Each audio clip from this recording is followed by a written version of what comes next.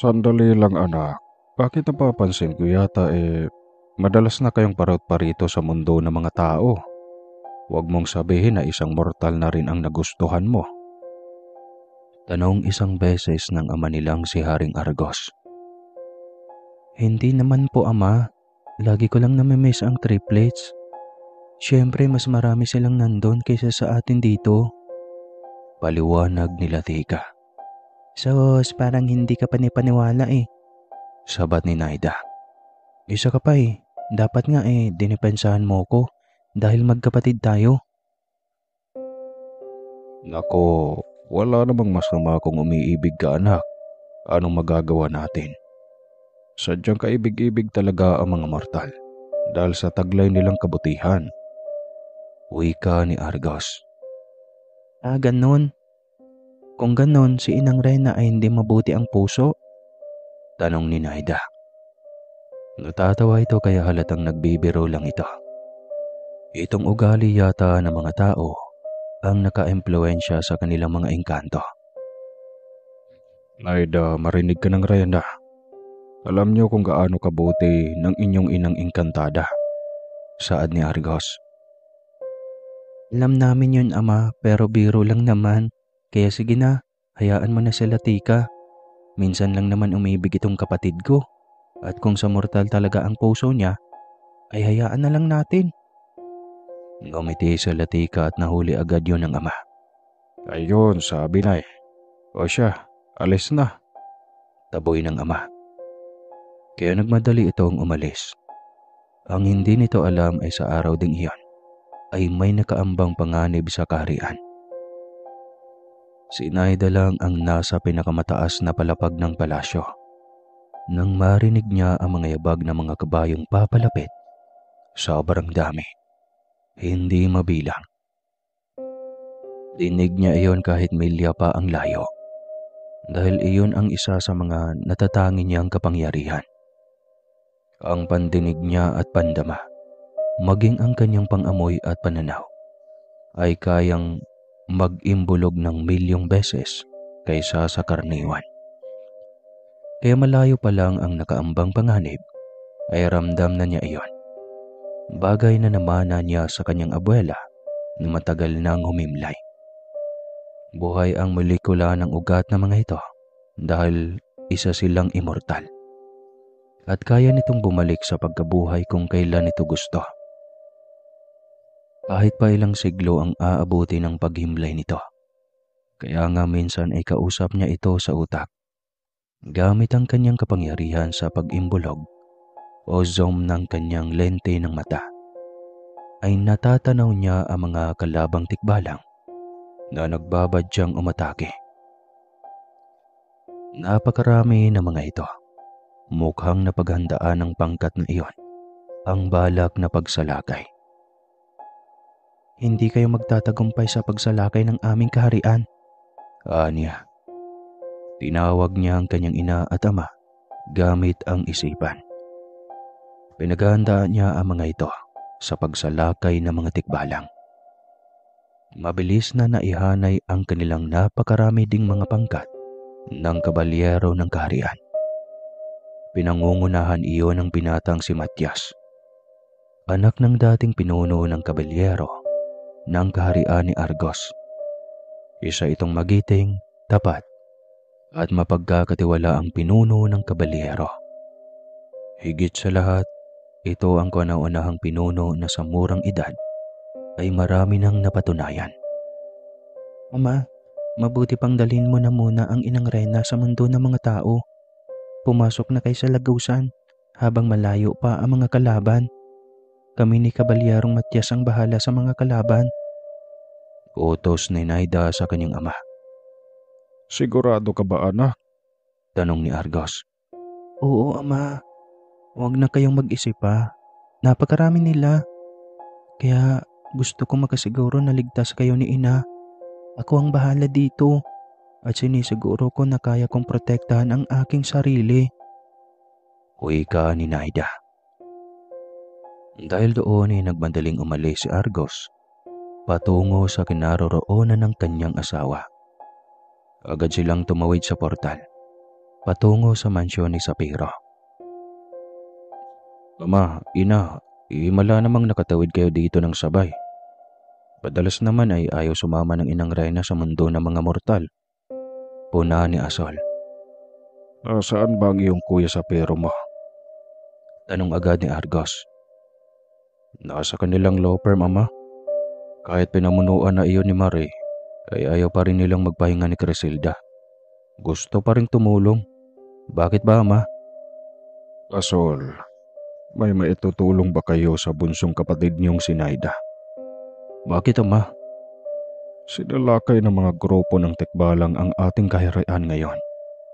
Hindi ako sigurado kung kaya nila ni Kabalyerong Matias na puksain ang mga kalaban. Gayong ang dami ng mga ito. Nasaan ba sila, Tika? Tanong ni Asol. Hindi ba nandito? Nagpaalam ang babaeng iyon na dumito sa mansyon ni Sapiro, ah? Tanong ni Reyna Ligaya. Mukha namang hindi nagparamdam dito, ah.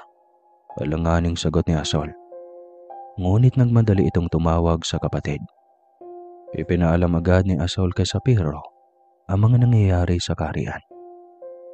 Wala pang isang minuto ay lumitaw na ito sa kanilang harapan. Buti naman at dumito kayo, ama. Manatili kayong ligtas sa mansyong ito. Dalhin mo si Reyna sa dating kwarto ni Nanay Imelda. Wika ni Sapiro. Ang tinutukoy niya ay ang kanyang namayapang ina. Namatay ito sa sobrang katandaan. Ngunit itong kanyang amang immortal, matikas pa rin. Halos hindi tumatanda. Ngunit ayaw na Prinsesa Naida na makipaglaban pa ito.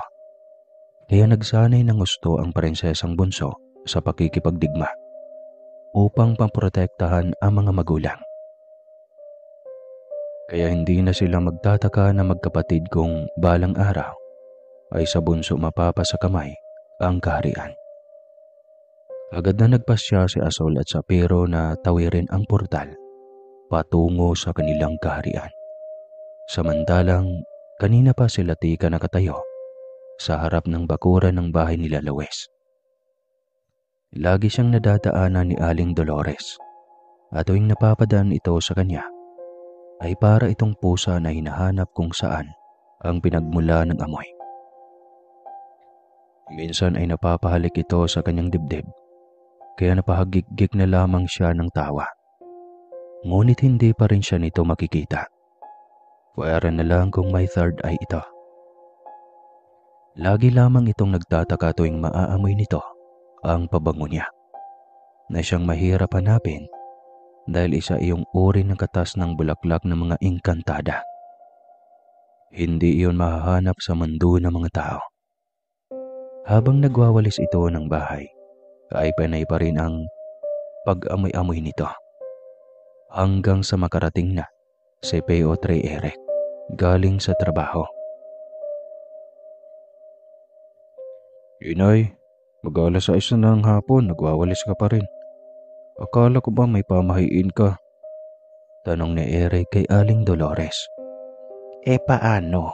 Napasarap ang tulog ko kanina. Hindi naman pwedeng hindi ito mawalis. Napakadaming tuyong dahon ng langka at mangga. Pwede namang ipagsabukas yan eh. Mamaya may matamaan ka pa dyan.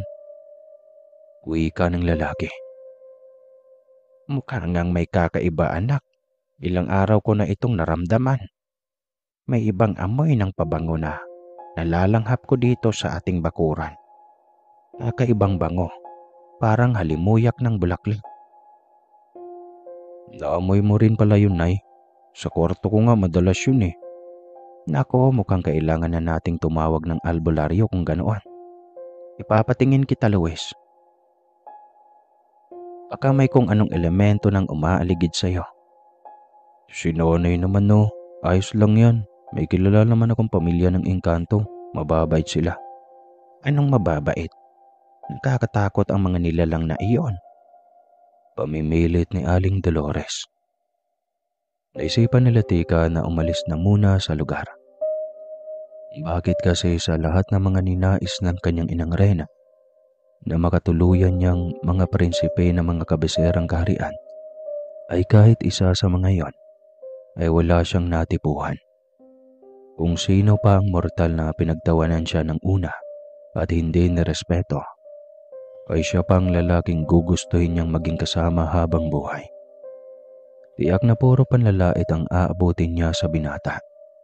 Kaso ay handa na talaga siyang magpakatanga. Siya na lang yata ang manliligaw dito. Kaya kahit isa siyang engkantada, ay tila nahihirapan din siyang mag-first move. Bumalik siya sa mansyon ng kanyang kuya sa Piro. Nakatulog siya matapos mahiga sa kanyang silid sa mansyong iyon. May sarili talaga siyang kwarto sa mansyon, at kapag nasa mundo siya ng mga mortal, ay sa mansyon ng kanyang kuya sa Piro siya tumatambay. Nang magising siya ay nakaramdam siya ng gutom. Binalak niyang lumabas nang masalubong niya ang ama't ina. Nagulat siya kung bakit naroon ang amang haring si Argos at ang inang Serena Ligaya. Nagtaka rin ang mga ito kung saan siya nanggaling. Saan ka nagpupunta?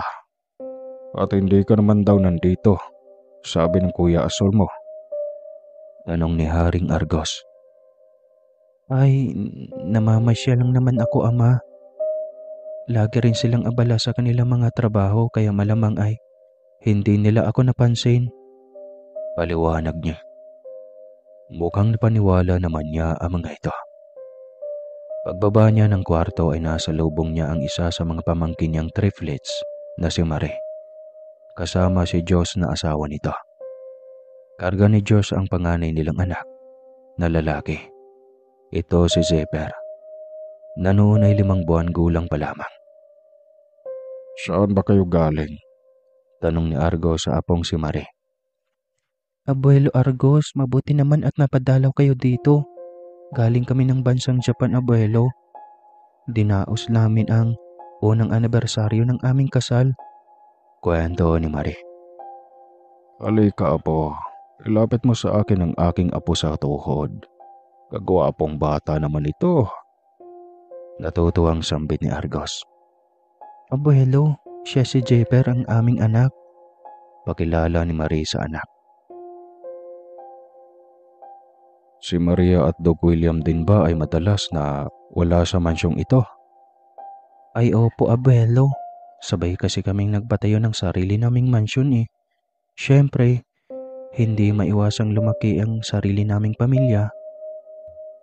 Naipaliwanag naman namin kay Mama Carcelda at Papa Sapiro. Naintindihan naman nila lahat. Ganoon ba? Naku, mukhang maging malungkot na itong mansyon pagdating ng araw. Hindi naman, abuelo. Madalas pa rin naman kaming dadalaw dito. Ang mabuti pa'y, halika kayo sa kusina. Sabay na tayong kumain. Iyaya ni Marie sa kanyang abuelo at asawa nito. Kasama rin ang tiya-latika niya. Pagkaupo sa harapan ng mesa, ay agad na tinanong ni Marie sa latika. Iya, nagpupunta ka pa ba kina Kuya Luis? Tanong ni Marie. Mabilis siyang sumagot. Tinanggihan agad niya ito. Sigurado ka talaga, tiya? Hindi nga anong gagawin ko dun? Madalas daw kasi may naaamoy na kakaibang bango ng bulaklak sa bakuran ng bahay nila. Di naman kaya sa kwarto ni kuya. Tsaka alam mo ba, tiya? Hinahanap ka ni Luis. Hindi naman daw niya alam kung saan kanya pwedeng puntahan. Ang tagal mo rin kasing hindi dumalaw dito. Tuloy, nauunahan ka na ng ibang babae. Uwi ka ulit ni Mare. Ibig sabihin, may babae na siya. Hindi, ang ibig kong sabihin ay nobya. Mabilis na tanong ni Latika. Hindi naman niya nobya kaso ay madalas na nakatambay sa kanyang bahay. Tila ba inaakit siya.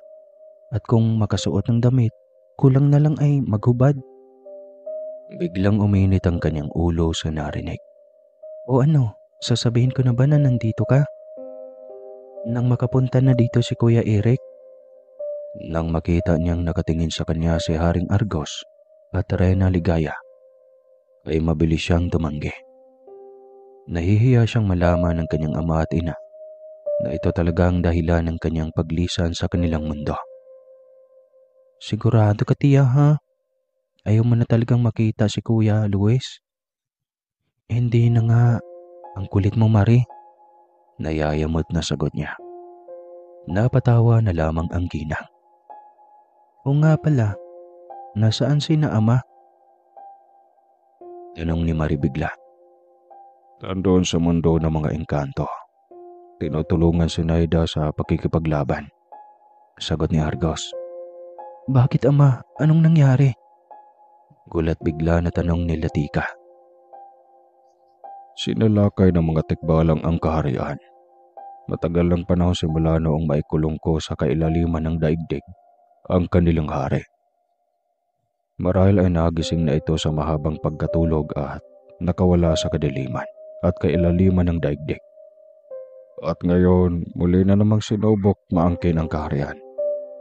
Sa ikalawang pagkakataon ay nanaisin ulit ng mga tikbalang na mapasa kanila ang ating kaharian. Nang marinig iyon ay agad na tumayo si Latika. Hindi niya maaring pabayaan ang kaisa-isang kapatid na prinsesa. Saan ka na naman tutungo? Tanong ni Argos. Kailangan kong mapuntahan si Naida. Dito lang kayo, ama. Wag mo na kayong bumalik ng kaharian hanggat hindi pa ligtas. Hayaan niyo kaming magkapatid at mga kabalyero at iba pang mga kasapi ang makipaglaban. Bilin niya sa mga magulang bago tumawid. Darating niya sa kanilang kaharian ay nagulat siya sa kaguluhang noon lamang niya nasaksihan. Sa unang pagkakataon, nakita niya kung paano lumaban ang buong parasa ng kaharian laban sa mga napakaraming tikbalang. Nagipaglaban ng mga ito gamit ang mga butil ng buhok na ginto.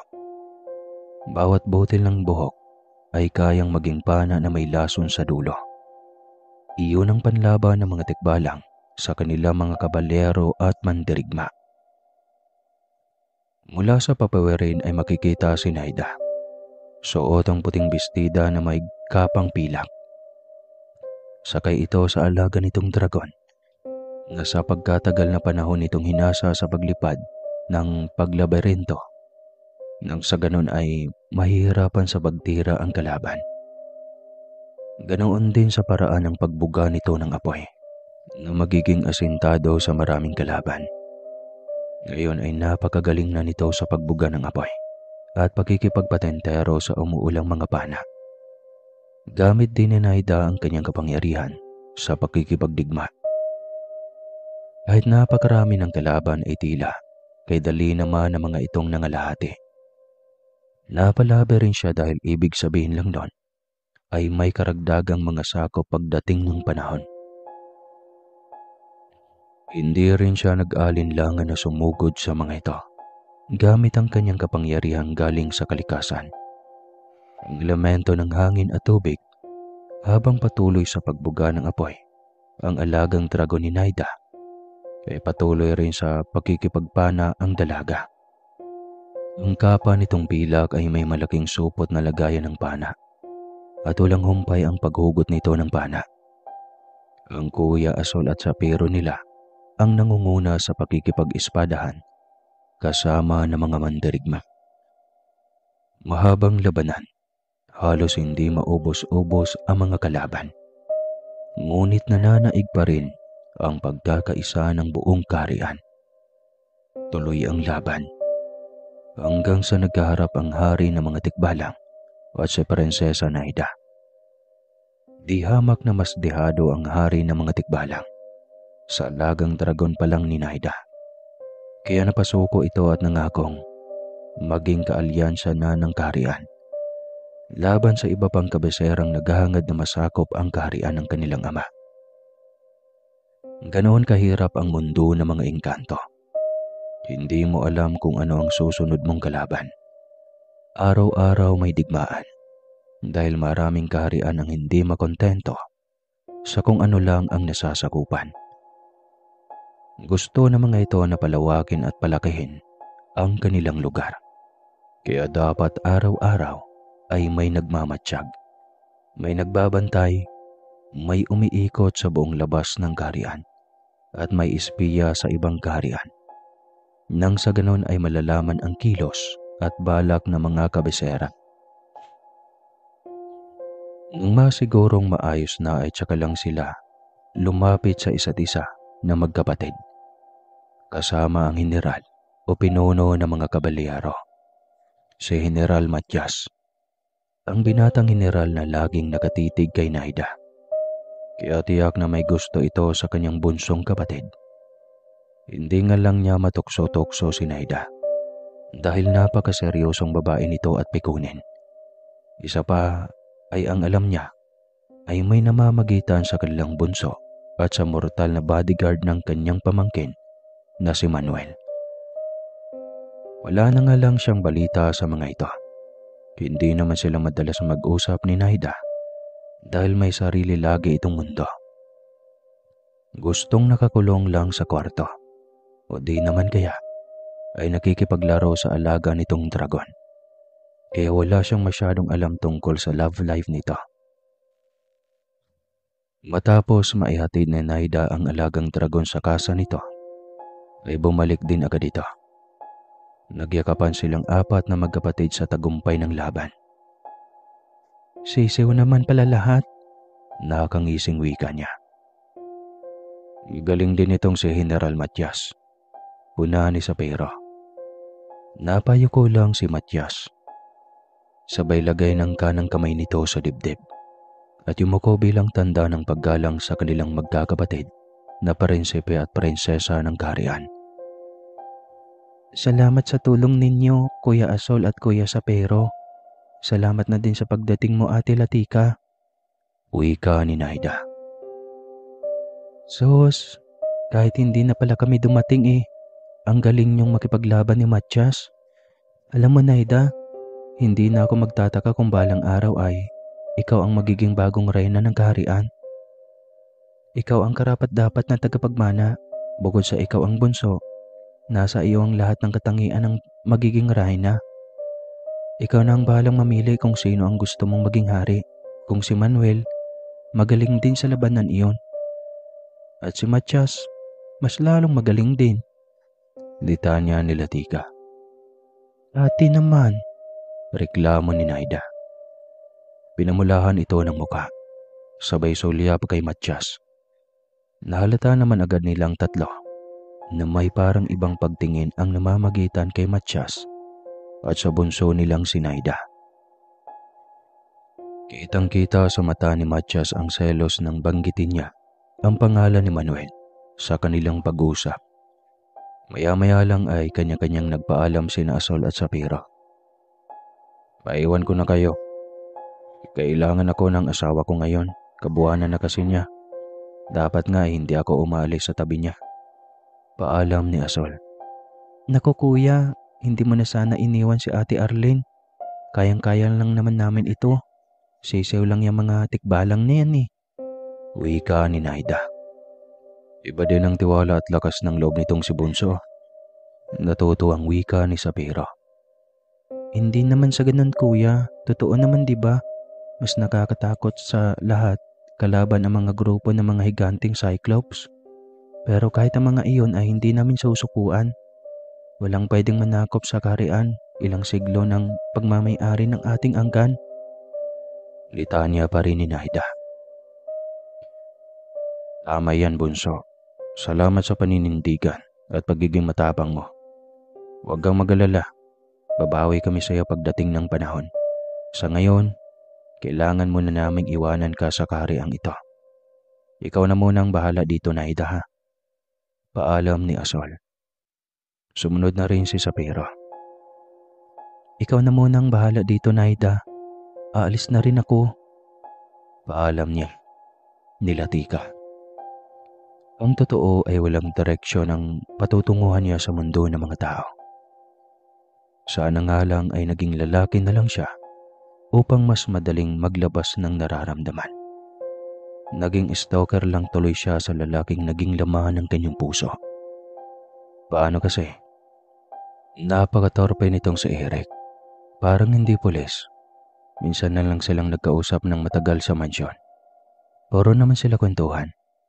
Puro ito tanong tungkol sa kanyang katauhan, kapangyarihan at kung anong pinagkakaiba nila sa mga mortal. Wala nang napuntahan ang kanilang pag-uusap, kundi puro mga walang kwentang usapin. Naging stalker tuloy siya nito ng napakatagal. Para din naman itong walang interes sa kanya.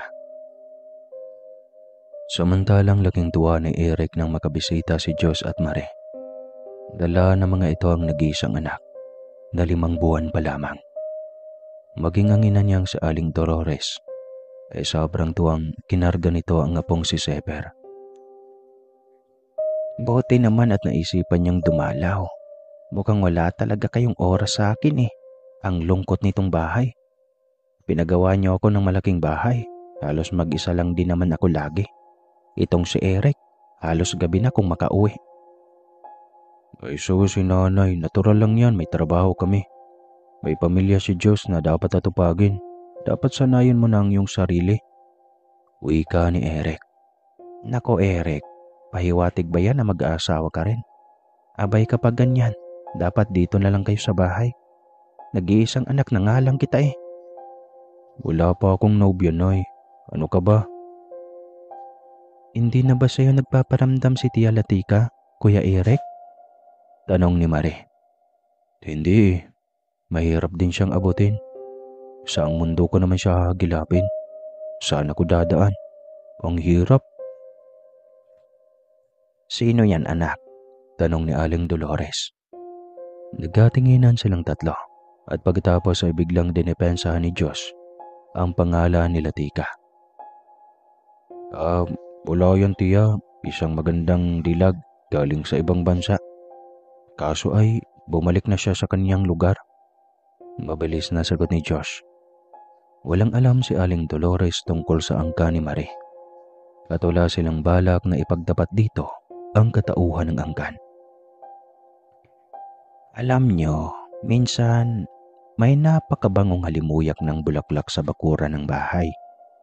Lalo na kapag alas 5 na ng hapon at kapag gabi na. Minsan din, sabi ni Eric ay meron din sa kanyang kwarto. Kwento ulit ng ginang. Talaga po? Tanong ni Mare. Napatitig lang ito kay Eric. Pinakarga ni Aling Dolores si Zephyr sa ama nitong si Josh. Pagkatapos ay nagpaalam para kumuha ng kanilang maging merienda sa kusina. Tsaka lang kinausap ni Mare si Eric. Kuya, suotin mo itong singsing ko. Ibigay ko ito sa iyo. Wika ni Mare. Singsing na gawa sa batong obsidian? Ang ganda naman ito. Hangang wika ni Eric. Teka, bakit mo ko bibigyan ng ganyan na singsing? Hindi yan basta binigay ko lang sa iyo ang bagay na ito. Ang batong obsidian ay may kakayahang maghatak at mag-absorb ng enerhiya o elementong nasa paligid mo. Bubuksan nito ang iyong third eye sakaling may lumalapit sa iyong hindi ordinaryong nilalang. Kaya makikita mo kahit sinong nagtatago sa kanyang kapangyarihan kapag malapit na ito sa iyo. Wika ni Mare. Hindi nito sinabi na nagduda itong nakaaligid lang malamang si Latika minsan dito. Kaso ay dahil nahihiya itong magpakita o baka sabihing ito ang nagpapakita ng motibo. Kaya ayaw na nitong lumantad pa. Pero sa pagkakataong iyon, sa ayaw at sa gusto nito, ay kusang lalantad siya sa harapan ni Eric ang anyo nito. Matapos ng kanilang pag-uusap ay nagpaalam na rin ang mag-asawa. Nagpaalam na rin si Eric na pumasok sa kwarto. Ang totoo ay iniisip niya na baka sakaling ang maamoy niyang mabangong bulaklak ay presensya iyon ni Latika. Matagal na buhat nang magkita sila noon. Gusto na niyang makita itong muli. Ngunit sa paanong paraan. Napatitig siya sa singsing. Muli niyang hiniling na sana si Latika, ang mabangong bulaklak na kanyang naaamoy, ay makikita niya sa pagkakataong iyon. Gamit ang singsing na bigay ni Mare. Ngunit nakatulog siya sa paghihintay. Wala naman siyang naramdaman na ibang enerhiya. Kinabukasan ay wala pa din. Halos ilang araw din niyang inaasahan na muling magparamdam. Ngunit wala talaga.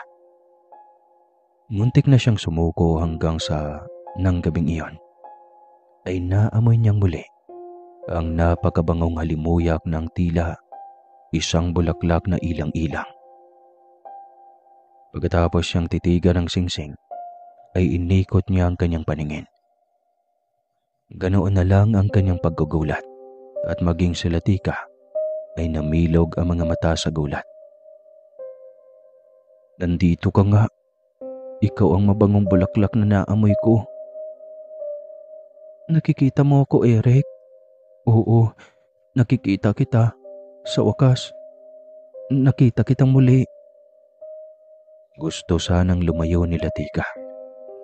Ngunit laking pagtataka nito nang tila hinahatak ito ng isang enerhiya na hindi niya kayang makalayo mula kay Eric. Ano ba, Eric? Anong meron sa'yo? Bakit hindi ako makalayo? Ito ba yun, Latika? Obsidian? Saan mo nakuha ang bagay na yan? Bigay sa akin ni Marie.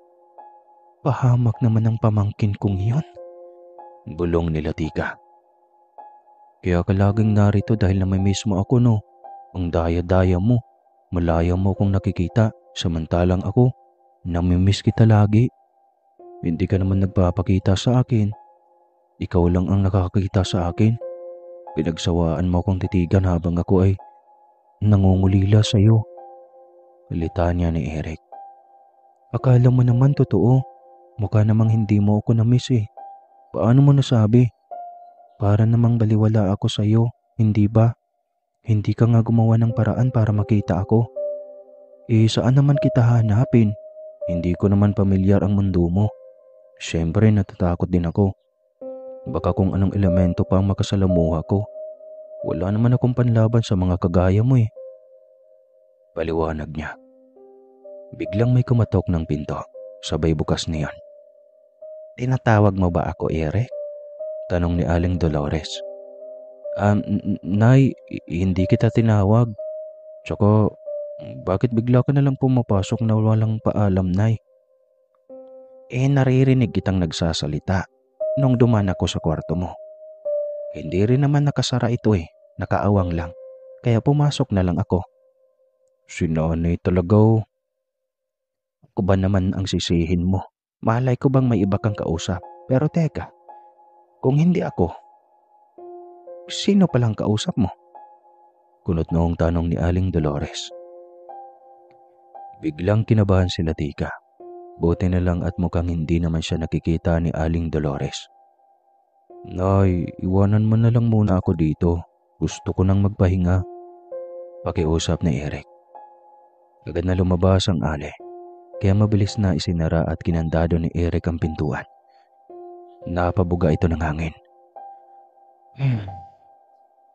Pasyensya na ha, anya sa binata.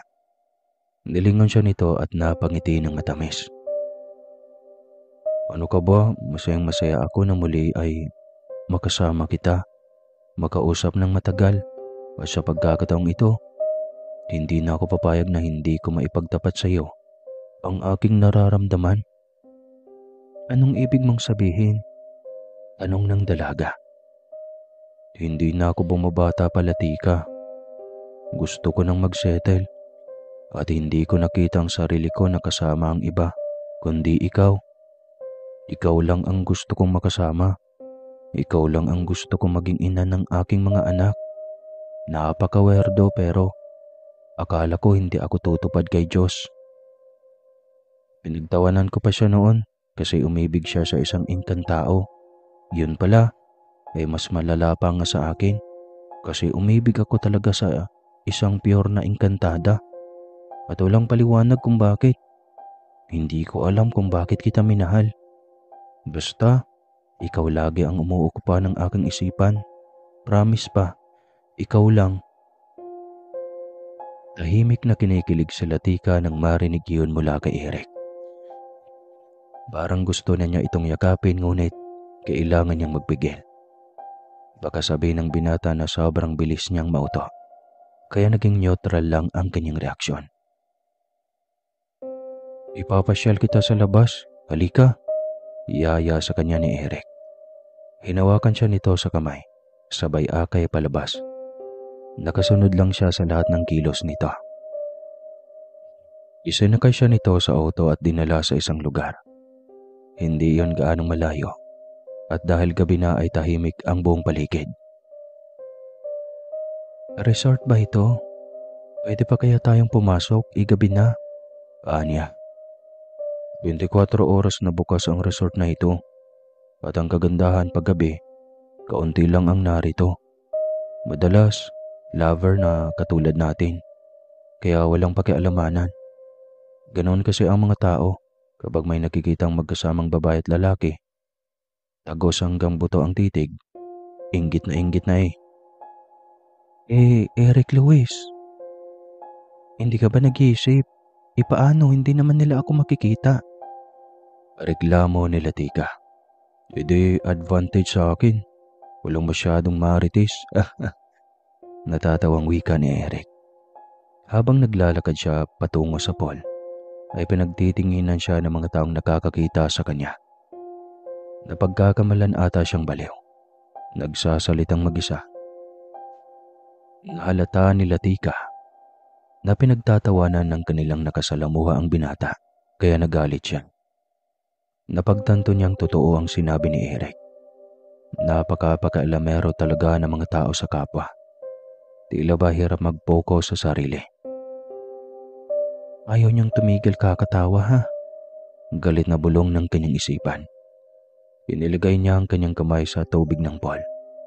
Pagkatapos ay inutusan ng tubig sa kanilang harapan na gumawa ng malaking alon upang ihampas sa mga pakailamero at mapanlait na mga taong nasa paligid. Biglang umangat ang tubig na ikinagulat ng lahat na naroon. Huli na para umiwas. Dahil linampas na ang mga ito ng higit 5 metrong taas ng tubig. Ang iba ay tumilapon sa Bermuda grass na nakapaligid sa pool. Gulat na gulat si Eric nang makita iyon. Ibuti na lang at wala namang may napahamak. Hindi nito inasa na gano'n ang mangyayari. Bigla nitong naisip si Latika. Nagkatinginan sila at nahalata agad ni Latika na pinagdududahan siya ng binata. Kaya naman nginitian niya itong nakakipot na halos na ang mga mata. Latika naman, bakit mo ginawang bagay na yon? Pinagkamalan ka nilang baliw eh. Halos lahat sila hindi nakatuon sa kanilang sarili. Nasa iyo lahat. Ganyan ba talaga kayong mga tao? Sila siguro, pero oo madalas. Ganoon yata ang tao. Kaya ikaw, huwag kang magpapadala sa galit o inis mo. Kailangan mong maging kalmado. Sanayan mong intindihan ang ugali ng mga tao. Wika ni Eric. Depende kung kaya ko at depende talaga sa sitwasyon. Hindi ko masasabi lahat ay kaya kong palampasin. Wika niya sa binata. Nailing na lamang si Eric. Hindi rin niya gaanong kilala ang ugali ni Latika. Oo nga at matagal na niya itong nakilala. Ngunit kaunting mga panahon lamang niya itong nakausap. Agad silang lumayo sa lugar na iyon. Sa kanila pa rin nakasunod ang tingin ng iba. Tila ba si Eric ang inaakusahan na may gawa ng bagay na iyon? Pasensya na Eric. Mukhang nadismaya kita sa ginawa ko kanina. Gusto ko lang silang matauhan, kaso mukhang wala namang nagbago. Ganoon pa rin ang mga iyon. Sa'yo pa rin ang kanilang atensyon. Sobrang gwapo mo yata. May halong birong wika ni Latika. Nang gabing iyon ay mahabang oras ang iginugol nila sa isa't isa at hindi may pagkaila ang tuwa sa kanilang mga muka na noon lang nakapaskil buong buhay nila. Halos madaling araw na silang umuwi, ngunit saktong day off rin iyon ni Eric, kaya napahaba pa rin ang kanyang tulog. Nang magising siya, nawala sa tabi niya si Latika. Pagtingin niya sa kanyang relo, ay 9:00 na ng umaga. Agad siyang lumabas ng kwarto upang hanapin si Latika.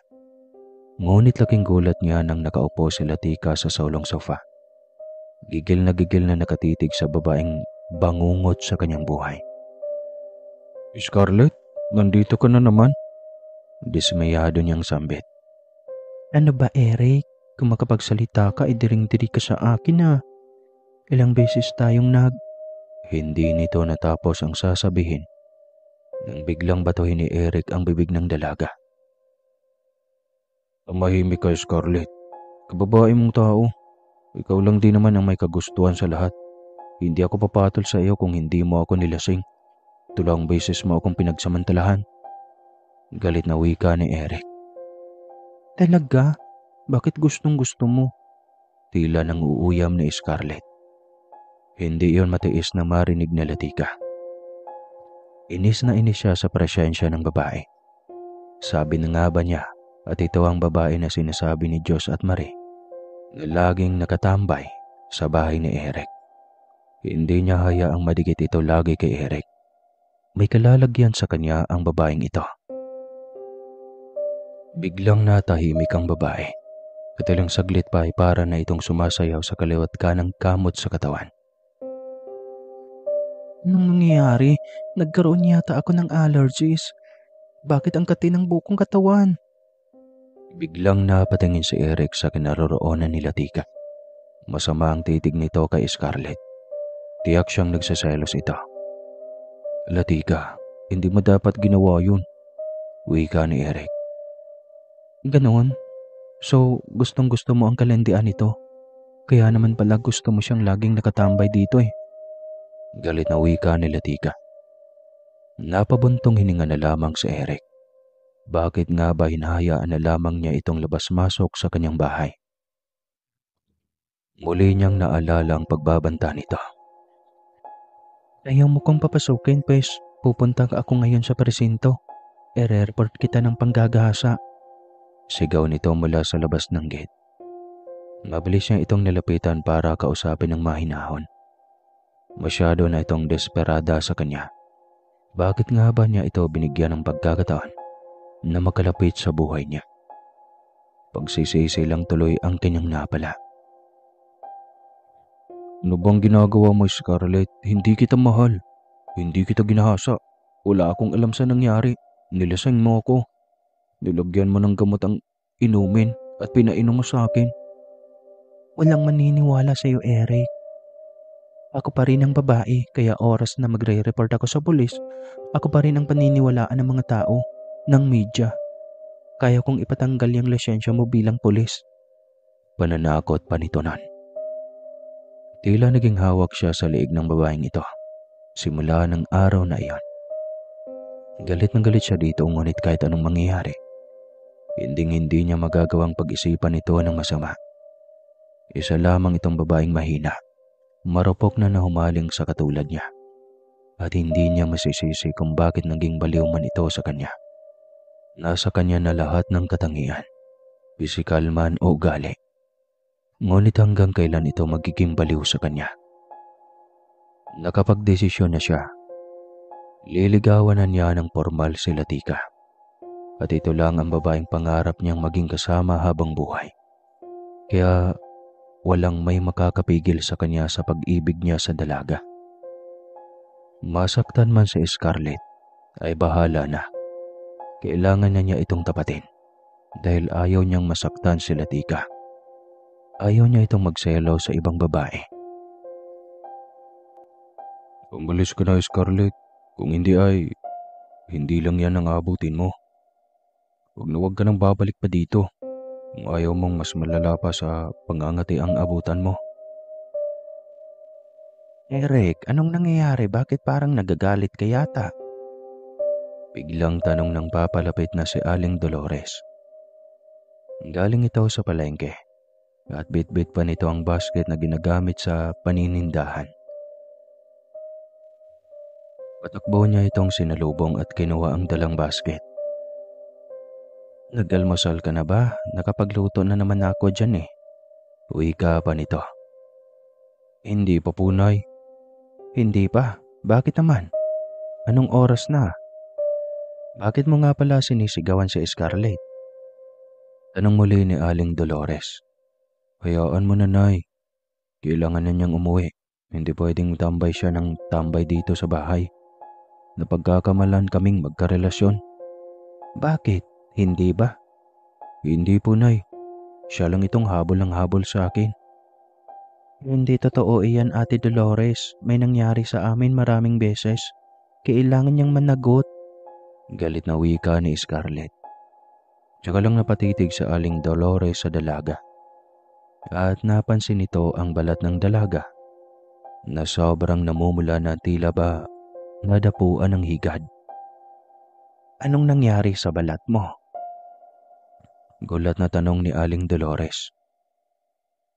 Yun na nga po ang kate. Umuwi ka na, Scarlett. Wala kaming obligasyon sa'yo.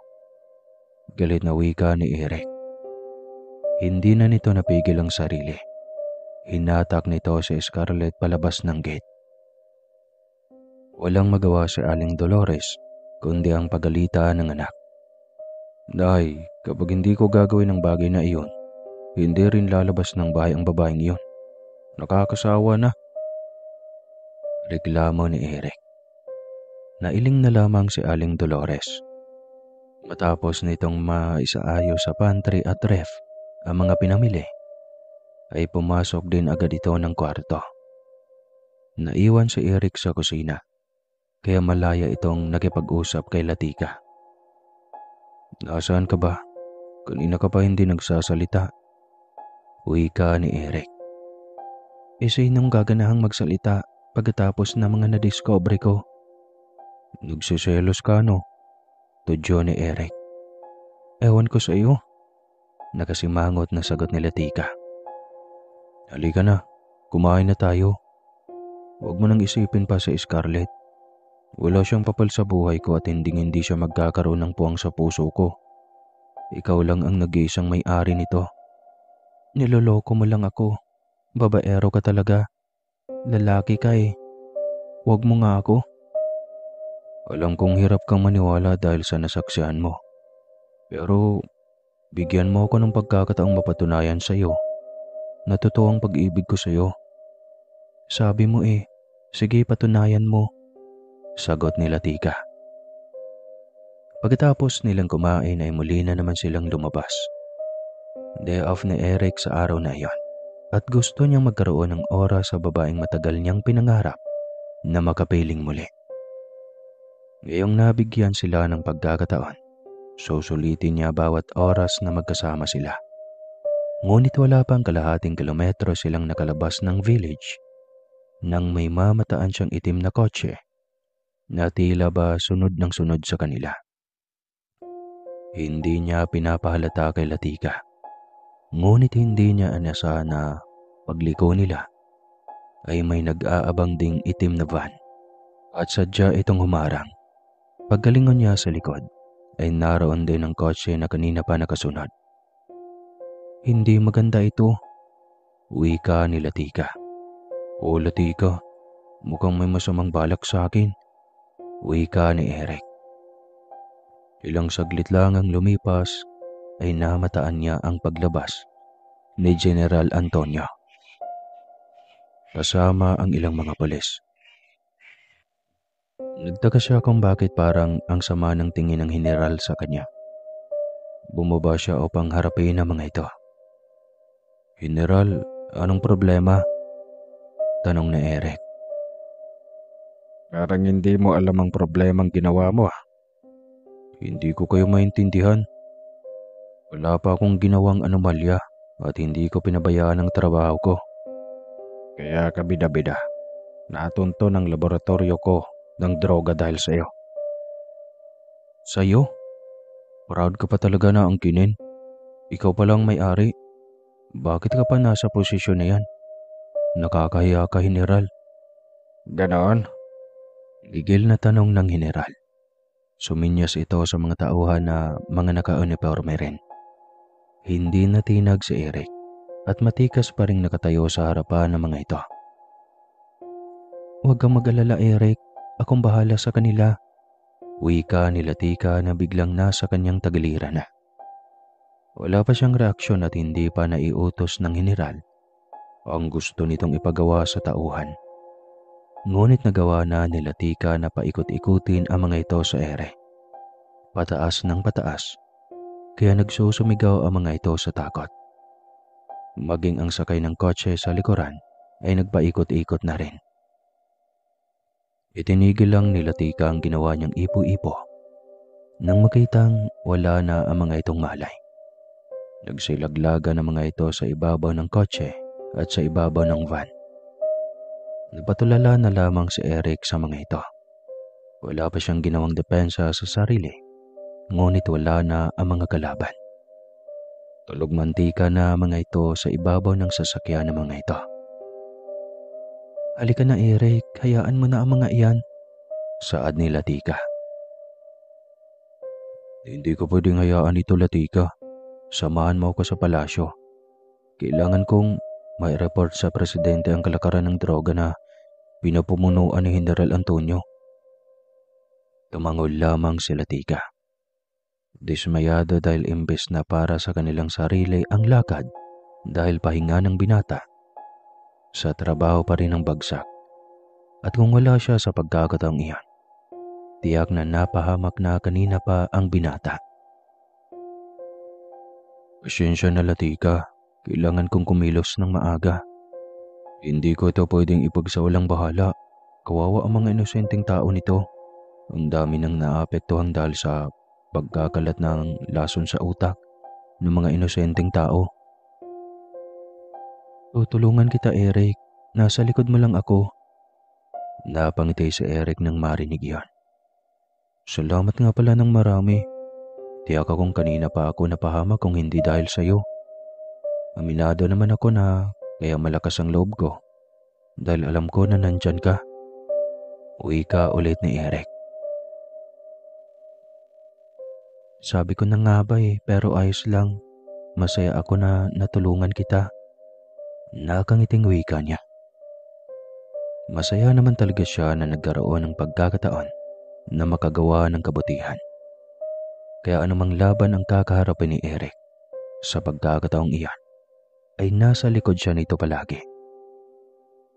Pagdating sa palasyo ay hiniling agad ni Eric na makausap ang Pangulo. Ngunit matagal bago siya hinarap nito dahil marami rin itong appointment. Gayunpaman, hindi siya sumuko. Hinintay niya na makapasok siya at doon isiniwalat lahat ang tungkol sa general. Mabuti at nagkaroon ka ng lakas ng loob na isiwalat lahat ng iyan. Mangalap ka ng ebidensya na maaaring magdiin talaga kay General Antonio. Kapag nagawa mo iyon ay maaari ko na siyang isuspende at dalhin sa court para sa paglilitis. Litanya ng presidente. Nakipagkamay siya dito at nagpasalamat sa paggawa nito ng aksyon. Agad siyang umalis at sa pagkakataong iyan, kailangan na naman niyang maging detective. Hindi niya alam kung sinong pwedeng maging kakampi sa loob ng presinto. Kaya may nabuti niyang kumilos na mag-isa. Hindi nga rin pala siya mag-isa dahil nariyan si Latika na nagpapabilis ng lahat. Alam nito agad kung ano ang mga dapat niyang gawin. Samantalang, biglang napatawag si Joe sa kanya at ibinalita ang pagiging kliyente ni General Antonio ng law firm de la Mare. Nakuyom ang kanyang mga kamay. Mayaman naman talaga ang general na ito dahil sa laki ng laboratorio ng droga na pag-aari nito. "Kinuha niyo siyang kliyente? Binigyan niyo siya ng proteksyon?" Tanong ni Eric. "Hindi pa nakapagdesisyon si Mare. Sa buhay na kasi niya na galing sa presidente ay nakasaad na ikaw ang unang witness. Kaya pinahold ni Mare. Gusto niyang kausapin muna kita." Wika ni Diyos. "Si unang illegal na droga ang general na yan. May malaking laboratorio dito sa ating bayan. Alam niyang magaling na law firm ang pinasok niya. Kaya dyan siya gustong kumuha ng abogado. Depende naman sa inyo kung depensahan niyo ang walang hiyang general na yan." Sagot ni Eric dito. Kung ganon, ay hindi namin bibigyan ng abogado ang lalaking ito. Wika ni Josh. Pagkatapos ng kanilang pag-uusap ay nagpaalam na rin ito. Kwento niya kay Latika lahat. Napatawa na lang din ito at binigyan ng kasiguruhan na naaayon sa kanila ang batas. Ngunit hindi pa man sila tapos sa problema kay General. May panibagong pagsubok na naman ang bumulaga kay Eric. Mabuti naman at nandito ka na, wika ng kanyang kasamahan pagdating niya sa presinto. Bakit? Tanong ni Eric. Kakagaling lang dito ni Scarlett. Nagpagawa ng summon. Nirep mo daw. At gusto niyang kasuhan ka. Wika nito. Bigla siyang napatulala. Hindi niya alam kung swerte ba o malas ang pagdating ni Latika sa kanyang buhay. Dumating lang ito.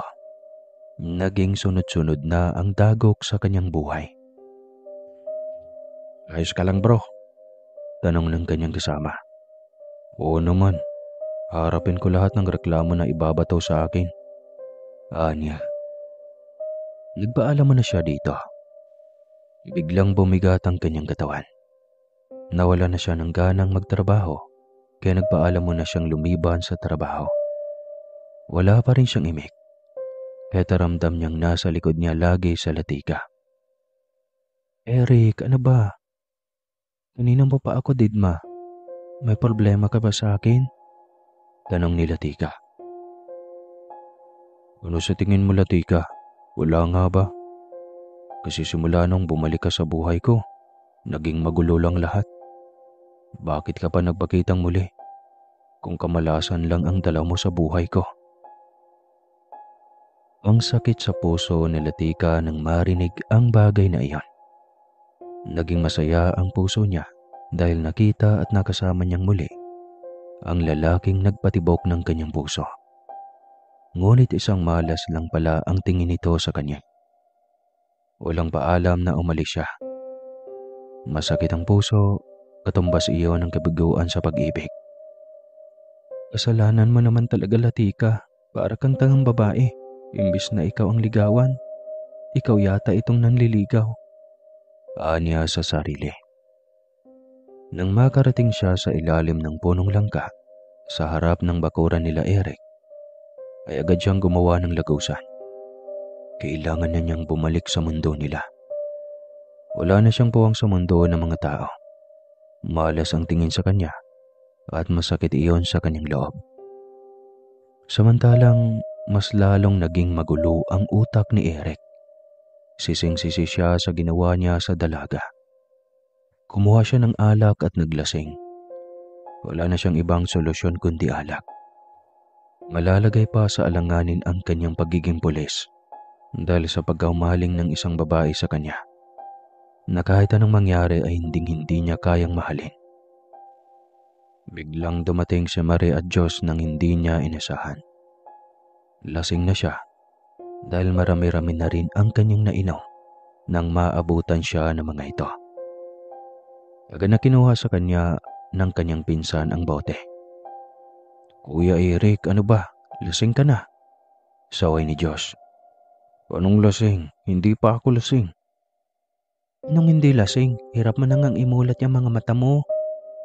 Uwi ka naman ni Marie. Lintik na buhay naman kasi ito. Sobrang malas.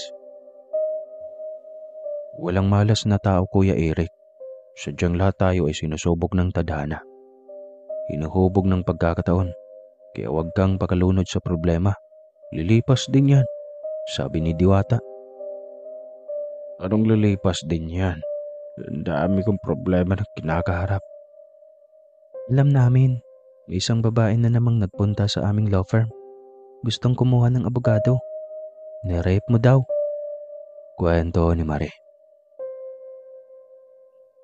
Alam nila na magagaling ang aming abogado, kaya sa amin madalas lumalapit.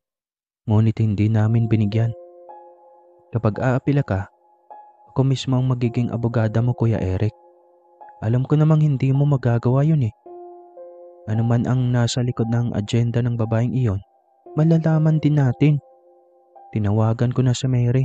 Tutulungan ka rin ni Detective Octaviano, ang kanyang asawa. Litanya ni Marie. Tila naging magaan lahat at biglang nawala ang kanyang kalasingan nang marinig iyon. Ngunit bigla niyang naalala si Latika. Nailing na lamang siya nang maanalisa ang maling nagawa sa dalaga. Ay, tiyak akong galit na galit sa akin ngayon si Latika. Anya, sapo ang noo. Bakit? Anong ginawa mo kay Tia? Nagkita na ba kayo? Pinuntahan niya ako dito. 2 araw siyang narito at kasabay ng pananatili niya rito ang sabay-sabay na dagok ng aking buhay. Kaya sinabihan ko siyang malas. Kwento ni Eric. Huya naman bakit mo ginawa kay Tia Latika ang bagay na yun? Pasensya na Mare. Patawarin niyo ako. Sobrang magulo lang kasi ang aking utak. Hindi ko sinasadya. Naguguluhan lang ako sa mga nangyayari sa buhay ko. Naging mabuti naman akong alagad ng batas. Paliwanag niya. Alam namin. Sagot ni Marina na iling.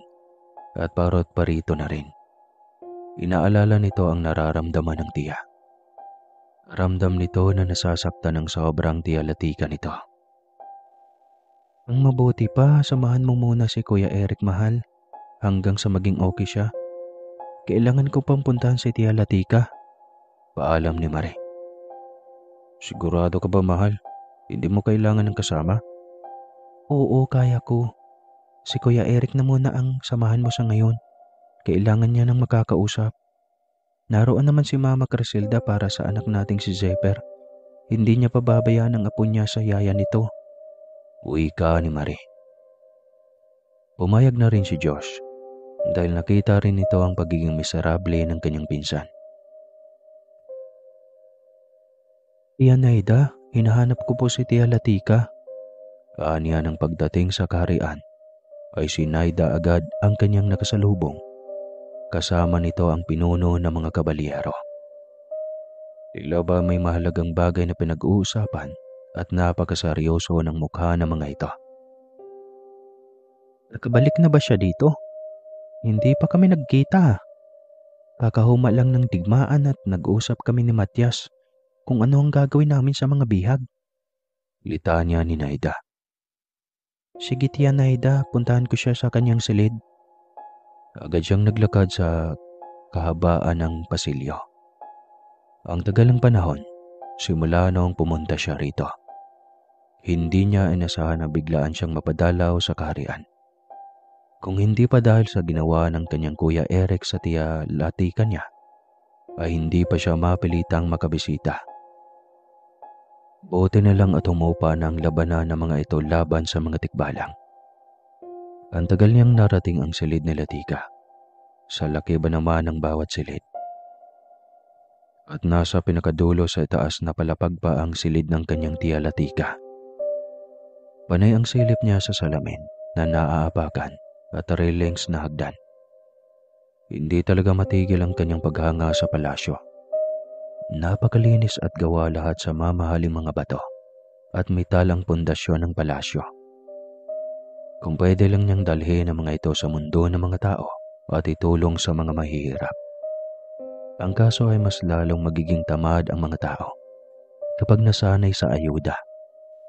Kaya kailangang pagsikapin ang mga ito para matutong magbanat ng buto. Hinihingal na siya kakaakyat at lakad. Hindi pa rin siya nakarating. Hindi naman kasi siya purong engkanto. Kaya wala siyang kakayahang mag-teleport agad-agad. Ngunit sa wakas ay narating din niya ang harap ng pinto ng kanyang Tia Latika. Pinindot niya ang doorbell button sa harap niya at naghintay na mabuksan ang pinto. Grabe, may doorbell pa yung kwarto. Ngunit nakatayo lang siya ng matagal doon nang walang may bumubukas ng pinto. Tia Latika, ako ito si Marie. Kaaniya habang nakatapat sa mikropono ang bibig. Malapit sa doorbell ng pinto. Ilang sandali pa ay bumukas rin ito. Kala ko talaga ayaw mo na akong buksan eh. Reklamo ni Marie. Anong ginagawa mo dito? Walang buhay na tanong ni Latika. Pinuntahan kita, alam ko kasing masama ang loob mo. Intindihin mo muna si Kuya Eric, Tia. Medyo inulan kasi siya ngayon ng problema. Kaya nga ako umalis, Mari, kasi malas ako. Ako ang dahilan bakit siya inulan ng problema. Huwag mong dibdibin ang sinabi ni Kuya Eric, Tia. Ganun lang talaga ang mga tao kapag magulo ang isip. Hindi na alam kung ano ang lumalabas sa bibig. Hindi na alam na nakakasakit na pala ng mga damdamin. Mabait si Kuya Eric, Tia. Nagkataon lang na nasa ganong sitwasyon siya. Huwag kang mag-alala, Mari. Hindi ko na siya guguluhin. Hindi na ako pupunta pa sa mundo ng mga tao. Susundin ko na lang ang utos ni Inang Rena, ang magpakasal sa prinsipe ng mga engkantong itim. Dito lang ako nararapat sa mundo ko. Litanya ng prinsesa. Pero Tia, si Kuya Eric ang mahal mo. Wala na akong pag-aalam sa pagmamahal na yan. Wala na rin namang silbi, di ba? Sakit sa puso lang ang hatid niyan. Tia, hindi mo naintindihan. Sinusubok lang kayo ng tadhana. Ayaw ko na nga, Mari. Huwag mo nang pilitin pa. Walang magawa si Mari dahil sa sobrang nasakta ng kanyang tiya sa ginawa ni Eric. Wala siyang magawa kundi ang umuwi ng bigo. Diretso niyang pinuntahan si Eric sa bahay nito. Saktong pauwi na rin sana si Joe sa mansyon. Sabay na tayo, mahal. Kumusta nga pala si Kuya Eric? Yun, medyo nagka-hangover. Pero mukhang nakapag-isip na ng maayos. Uunahin niyang asikusuhin ang tungkol sa kaso ni General. Naipadala na rin daw ni Detective Octaviano ang mga proof of evidence na nakalap niya tungkol sa metrics at mga hideout ng General at mga galamay nito. Litanya ni Diyos. Mabuti kung ganun. Hindi na rin niya dapat pang alalahanin ng tungkol sa kasong rape. Madali kong maipanalo ang bagay na iyan. Halika muna, mahal. May kailangan lang akong sabihin kay Kuya Eric. Wika ni Mari. Nakatayo si Eric sa harapan ng bintana habang nakatingin sa ilalim ng mga puno. Nakapamulsa na tila ba'y may hinihintay. Kuya Eric? Tawag ni Mari mula sa pintuan. Lumingon ang binata at mahina ang hakbang, papalapit sa kama. Umupo ito doon habang hinihintay na makalapit si Mari at Josh. Galing ako kay Tia Latika. Mukhang nasaktan talaga siya ng sobra. Ayaw na niyang pumunta sa mundo natin. Kwento ni Mari. Napabuga ng hangin si Eric. Sising-sisi ito sa sarili. Baka sa iyon sa mukha nito. Mali talaga ako eh. Hindi ko dapat ginawa ang bagay na yun. Kasalanan ko. Malungkot na saad ni Eric. Papayag na siyang magpakasal sa prinsipe ng engkantong itiman. Papayag na siya sa hiling ni Rena Ligaya na magpaulawak ng kaharian.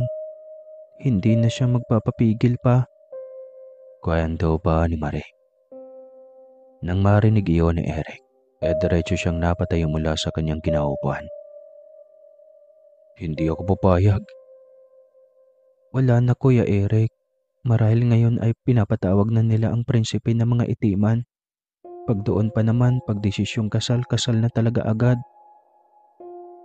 Maawa ka, Mari. Tulungan mo ako marating ang kanilang kaharian. Hindi na ako matatakot ngayon. Bahala na kung hindi ako makakabalik ng buhay dito sa ating mundo. Harapin mo muna ang mga problema mo sa mundong ito, Kuya Eric. Sabat naman ni Josh. At ano, hayaan ko maikasal sila, Tika? Hindi ako papayag. Mas mabuti pang mamatay na ako. Ayan ka na naman, Kuya eh. Parang hindi ka pulis. Gusto ko lang naman ayusin na muna ang sa amin nila, Tika eh. Hindi pa nga ako nagsimulang magtapat ang pag-ibig ko sa kanya. Mawawala na agad siya sa akin. Saad ni Eric. Napatingin si Marie sa asawa. Tila nakiusap ang mga mata ni Josh na pagbigyan ng pinsan. Kaya pinagbigyan ito ni Marie. Isang beses lang ito na pagbigyan kita, Kuya Eric. Kaya sana karapat-dapat ka sa pagkakataong ito. Uwi ka ni Marie. Biglang nabuhay ang loob ng binata. Nagpasalamat siya kay Mare. Nangakong maging maingat na para sa damdamin ng dalagang engkantada. Muling bumalik si Mare sa mundo ng mga immortal kasama si Eric sa pagkakataong iyon. Naiwan si Josh dahil may dapat itong asikasuhin. Bakit mo siya dinala dito, Mare? Gulat na tanong ni Latika. Kasi tiya, nagmakaawa siyang bigyan ng pagkakataon na makita ka. Gusto niyang humingi ng tawad, kaya siya naman ang maiiwan dito. Babalik na ako sa aming mundo. Kailangan din ako ng pamilya at trabaho ko. Litanya ni Mare. Ibalik mo siya sa mundo niyo, Mare. Ayoko makita ang pagmumukha niya. Hindi, dito lang ako. Kahit patayan mo ako, ayos lang. Wala ring silbi kung babalik ako sa mundo ng mga tao na hindi ka kasama. Tapos, kinamumuhian pa ako. Mas mainam na lang sigurong patayin mo na ako dito. Litanya ni Eric. Wala ka nang aasahan sa akin. Magpapakasal ako sa isang katulad kong immortal din. Hindi ako papayag, Latika. Maawa ka sa akin. Mahal kita. Paramdam mo yun noon pa man, diba? Kaya para mo ng awa. Huwag mo nang ituloy. Nagmamakaawa ko. Pagsisilbihan ko ang buong kaharian nyo. Huwag mo lang akong talikuran. Nito. Hindi sumagot si Latika. Ramdam ni Marina na nadadala na rin ang kanyang tiya sa pagmamakaawa ng binata. Nagpaalam na siya dito at muling tumawid pabalik sa mundo ng mga tao. Mahabang katahimikan sa pagitan nilang dalawa hanggang sa lumapit na si Eric sa dalaga. Ngunit mabilis siyang sinaway ni Latika. Huwag na huwag kang lumapit sa akin. Oras na makita ka ng aming mga anito at anita. Tiyak na hindi ka na makakalabas sa mundong ito. Ayos lang, Latika. Ayaw ko na rin sa mundo ng mga tao. Ang gulo. Saka hindi ko kayanin kung hindi kita kasama doon. Kung saan ka, doon din ako. Ang tigas ng ulo mo, Eric. Halika na nga. Doon ka na muna sa silid bago pa may makakitang palaboy-laboy ka sa bulwagan ng palasyo. Wika ni Latika. Sabay hawak ng kamay ni Eric. Napangiti ng lihim ang binata habang nakatingin sa kamay ng dalaga. Nahawak ang kanyang braso. Ngunit kapwa silang nagulat nang biglang sumulpot sa kanilang harapan sina Haring Argos at Rena Ligaya. Bakit may kasamang kang lalaki, Prinsesa Latika? Saan mo siya dadalhin? Sa kwarto mo? Tanong ng Rena. Nagulat si Latika sa biglang pagsipot ng kanyang mga magulang. Ina, ama, nais ko lang sanang... Hindi natapos ang kanyang paliwanag nang magsalita sa Rena Ligaya. Wala na akong pakialam sa paliwanag mo. Ngayon din, tawagin ang mga anito at anita ng palasyo. Kailangang pag-usapan ang pag-iisang dibdib nyo ng lalaking iyan. Galit at seryosong wika ni Rena Ligaya. Ina, isang mortal si Eric. Wala nga kaming pakialam. Dalhin mo siya ngayon din sa mahabang mesa ng angkan. Ang tinutukoy ni Rena Ligaya ay ang mesa kung saan sila madalas na nagpupulong na buong pamilya tuwing may mahalagang pag-uusapan. Bigla siyang kinabahan. Hindi niya alam kung anong parusa ang ipapataw ng mga ito kay Eric. Dalhin mo na ngayon din, Latika. Utos na rin ni Haring Argos. Wala siyang magawa kundi sundin ang ama at ina. Sumunod ka sa akin, Eric. Aniya. Tahimik silang naglakad sa nasabing silid. Nang makalayo ay sinisi niya ang binata. Ikaw kasi, bakit ka pa kasi pumunta dito? Pinahamak mo lang ang sarili mo eh. Aniya sa binata. Hindi ako natatakot. Kahit patayin nila ako dito, ayos lang. Mapatunayan ko lang sa kanila na kaya ako narito ay para sa iyo. Para sabihin sa iyo na ikaw lang ang babaeng gusto ko makasama habang buhay. Lihim siyang kinilig sa naging sagot ng binata. Ngunit hindi pa rin mawala ang kaba sa kanyang dibdib. May katagalan bago ang mga ito sumunod at laking gulat niya nang mamataan din ang presensya ng kanyang Kuya Asol at Sapiro. Nakasunod din si Naida at ang ipinagtaka niya ay kung bakit kasama din ang pinuno ng mga kabilayero na si Matias.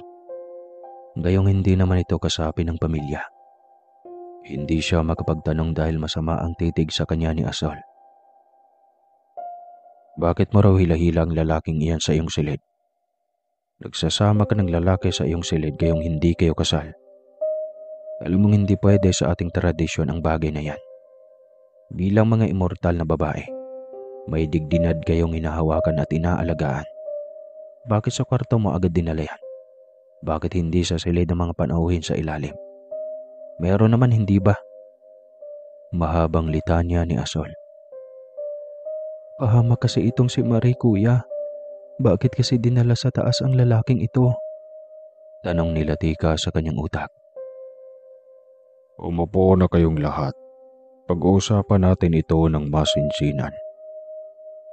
Wika ni Haring Argos sa maotoridad na boses. Nung makaupo na lahat, Pinatawag ko na rin ang kuya sa pero niyo. Alam kong hindi niyo siya kapatid sa ina. Ngunit batid kong minahal niyo siya na parang tunay niyong kapatid. Kaya kasali siya sa pagdedesisyon para sa inyong tatahaking buhay. litanya ni Haring Argos. Mataman lamang na nakikinig sa Rena ligaya. Anong ibig mong sabihin, ama? Tanong ni Latika. Simple lang. Kung pakasalan ka ba ng lalaking mortal na yan o paparusahan natin siya ng habang buhay na pagiging alipin o pwede rin namang kamatayan. Ano sa palagay niyo? Tanong ni Argos. Mahal ko ang anak niyo, mahal na hari. Patayin niyo man ako ngayon sa harapan niyo ng inyong angkan. Mamamatay akong masaya, lalo na't kaharap ko ang babaeng tunay kong minahal. At kay tagal kong hinintay na muling makasama noong nasa mundo pa ako ng mga mortal. Biglang matapang na sagot ni Eric. Talaga bang mahal mo ang aking kapatid? Tanong ni Asol. Opo, kagaalang-galang na prinsipe. Kayang-kaya ko pong patunayan. Kahit anong hihilingin nyo, kahit pa man buwis buhay, ay hindi ako mag-aalinlangan na gawin. Sagot pa rin ni Eric.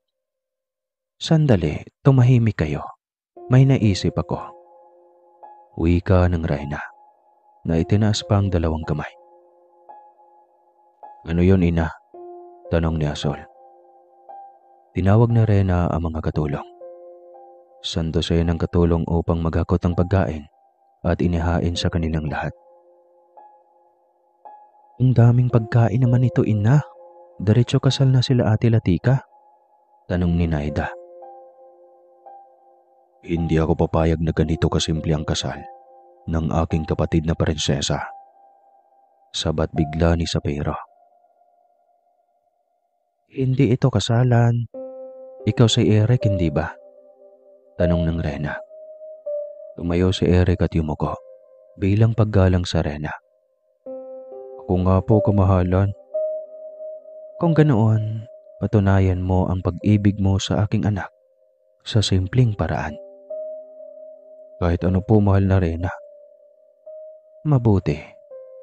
Kumuha ka na mga pagkaing engkanto. Kumain ka. Utos ng Rena. Pero bago yon, babalaan kita. Ang katumbas ng pagkain mo ng pagkain yan ay ang iyong buhay. Tuluyan ka ng magiging immortal.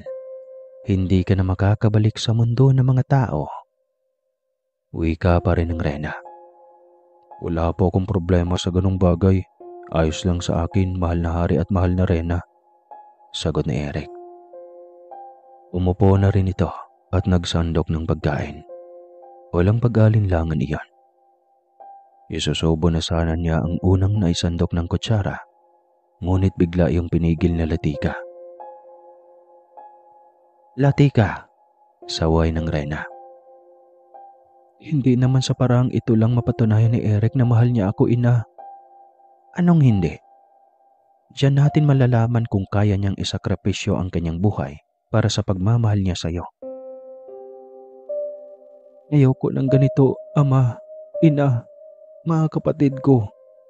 Batid ko kung gaano ako kamahal ni Eric. Kaya wag naman ganito na kailangan niyang isakripisyo ang kanyang mga magulang at mga kaanak. Maging ang kanyang mundo. Kawawa ang kanyang ina. Litanya niya. Tama naman ang ate, ina. Kawawa ang kanyang ina. Kung kayo ang malagay sa pagiging ina ni Eric, ayos lang ba sa inyo na ganon? Nagkatinginan silang lahat. Bulungan ang reyna at hari at sa huli ay napagdesisyonan ng lahat. Ikakasal kayo. Ngunit dito sa mundo ng mga engkanto. Wika ng hari. Biglang nabunutan ng tinig si Eric. Samantalang nakasimangot si Latika sa naging desisyon ng ama at ina. Lalo na't sumang-ayon na din ang lahat niyang mga kapatid. Hindi pa nga sila naging maliwanag na magnobyo at magnobya. Kasal na kaagad. Hindi man lang napaghirapan ni Eric ang kanyang matamis na oo. May nais din pala akong i-anunsyo sa lahat. Biglang wika ni Naida. Dito agad na tuon ang atensyon ng lahat. Nais ko sanang ipaalam sa inyo na si General Matias ay formal na nanliligaw sa akin. Wika ni Naida. Kanya-kanyang bati silang lahat para sa dalaga. Magkakaroon na rin ito ng buhay pag-ibig. Nang araw ding iyon ay pinatawag ang mga anito at anita na siyang magbibigay ng kanilang basbas sa kasal. Grabe, kasal agad. Ang Haring Argos ang magkakasal sa kanila. Napakabonggang tarahe di boda na pinalamutayan ng mga batong brilyante. Kumikinang ito at halos nagliliwanag ang buong silid dahil sa refleksyon nito. Ito rin ang tarahe di boda na suot ng kanyang inanuan. At ito pa rin ang susuotin ni Naida sa darating din itong kasal. Samantalang nagmadali si Eric na marating ang kanilang bahay upang kunin ang kanyang ina. Tiyak siyang magagalit ito sa biglaang pagpapakasal niya. Isinama siya nila Asol at Sapiro pabalik ng mundo at sa pagbalik ulit sa mundo ng mga mortal. Ngunit sa pagbalik nila sa mundo ng mga immortal, kailangan nilang sumakay sa kotse upang hindi magtaka at matakot si Aling Dolores sa kanilang lakad. Nakabihis na ito ng pangkasal, nakatoksido at itim na pants na din si Eric. Maging si Sapiro at Asol ay nakapagbihis na. Ang triplets na Mare, Mere at Maria, kasama ng mga asawa ng mga ito, ay sa portal na dadaan upang mas mabilis ang pagdating ng mga ito. Tiyak ding mabilis lang na maisagawa ang piging at pagkain gamit ang mahika. May inatasan lamang si Latika na magluto para sa ilang bisitang mortal. Partikular na ang magiging biyanan niyang si Aling Dolores. Bakit parang gubat naman yata itong tinatahak nating daan, Eric? Hindi ba tayo naliligaw? Tanong ni Aling Dolores. Nagkatinginan sina Asol at Sapiro. Nay, probinsya nga ang pupuntahan natin, hindi ba? Kaya tiyak na may dadaanan talaga tayong ganito. Paliwanag na Eric. Muli na namang natahimik si Aling Dolores. Maliwanag na nakikita ng matanda ang harapang kalsada. Simentado iyan. Kaso ay madilim. Wala man lang ilaw ng kalsada. Tanging ilaw ng kotse ang nagsisilbing liwanag sa daan. Nang lingunin ito ang likuran, ay laking pagtataka ng matanda. Walang kalsada at napakasukal ng gubat sa kanilang likuran. Eric, mali talaga ito. Kilala mo ba itong mga kasama mo? Ba't ang gagwapo? Tanong ni Aling Dolores. Oo naman, Nay, ang ingay mo. Tumahimik ka na lang. Saway naman ni Eric. Lihim na napangiti sina Asol at Sapiro. Pagkarating nila sa lugar ay sobrang napahanga si Aling Lourdes. Ito ba ang gaganapan ng inyong kasal, Eric? Para namang Enchanted Kingdom ito. Hindi mo naman sinabi na napakayamang probinsyana ang mapapangasawa mo, anak. Hindi mo man lang naipakilala sa akin. Grabe, 5 araw ka lang nawala. Wika ni Aling Dolores. Panay ang langhap nito na tila ba may naaamoy na kakaiba. Ganitong amoy ang madalas naaamoy ko sa ating bakuran Puna ulit ni Aling Dolores. Bulaklak malamang, Nay. Halika na. Papalapit sa atin sa latika ang aking magiging asawa. Wika ni Eric. Ilang sandali pa ay nasa harap na nila si Latika. Ito ba ang magiging asawa mo, Eric? Naku, napakagandang bata naman ito. Parang Diyosa sa kagandahan. Naku anak, mabuti naman at napaibig ka nitong si Eric. Wika ni Aling Dolores. Magandang gabi po, Nay Dolores. Ikinagagalak ko pong makilala kayo. Nako, ang swerte kong biyanan anak. Napakaganda ng aking manugang. Siguradong maganda at pogi ang magiging apo ko nito. Napangiti na lamang si Latika. Mawalang galang na po, Nanay Dolores. Kailangan ko na pong magbihis. Maya-maya lang ay magsisimula na po ang seremonya. Paalam ni Latika. Naisip niyang putulin ang ibang alaala nito upang hindi nito maalala ang mga kahiwagaan sa ganap na kasalan ng gabing iyon. Hindi niya ipapaalam dito na isa siyang engkanta at nasa kaharian sila ng engkanto sa mga sandaling iyon. Hiyawan at palakpakan ang mga dumalo sa kasalan ng mga sandaling iyon. Hindi maipaliwanag ni Eric ang sayang kanyang naramdaman habang naghihintay sa paglapit ni Latika na akay ng ama nitong hari at inang Reyna.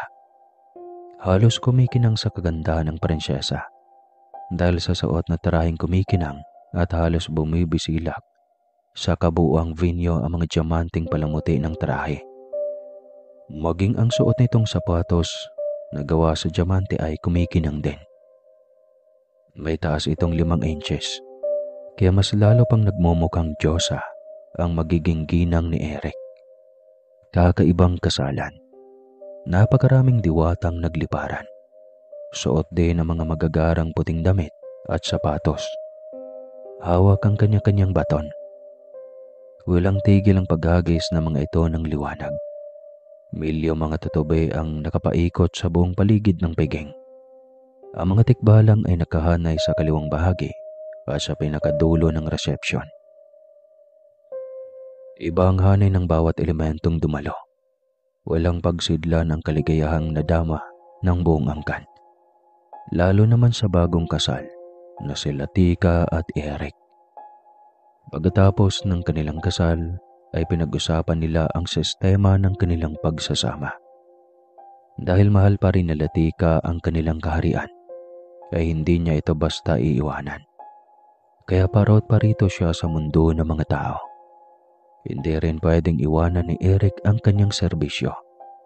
Sa pagkakataong iyon ay mas tumaas pa ang kanyang posisyon dahil napatunayan na totoo ang kanyang akusasyon laban sa general.